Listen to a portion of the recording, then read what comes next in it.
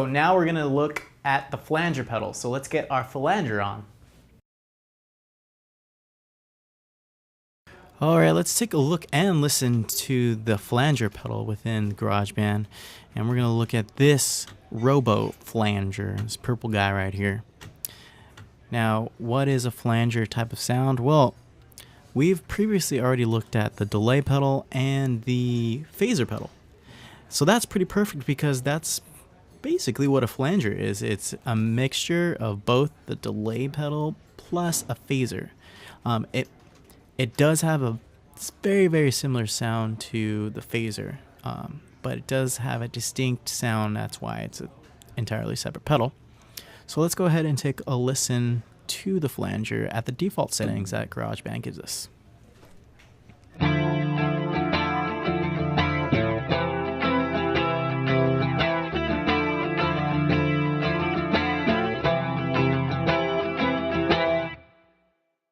Alright, so that's a pretty good default setting. I like that a lot, but of course you can always modify these settings. So let's look at each one of these knobs and see what they do. Like I said, it's dissected pretty much between delay and phaser.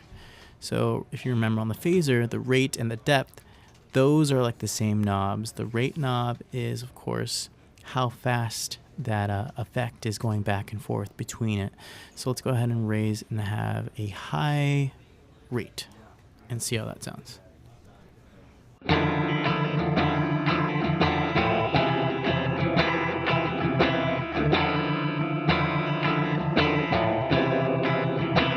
Okay, that sounds pretty ugly, as you can tell.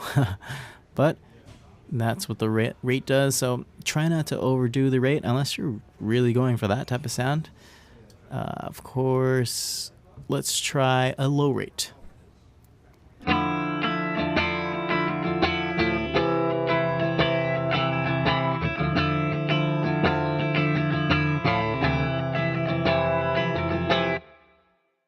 Alright, so I actually like a low rate versus a high rate, but I'm gonna put it back to about midway again, and let's take a look at the depth. So let's do a high depth.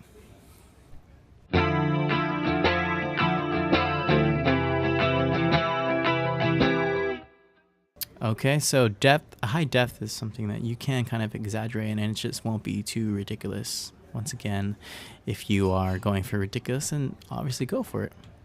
Well, let's take a look at a low depth.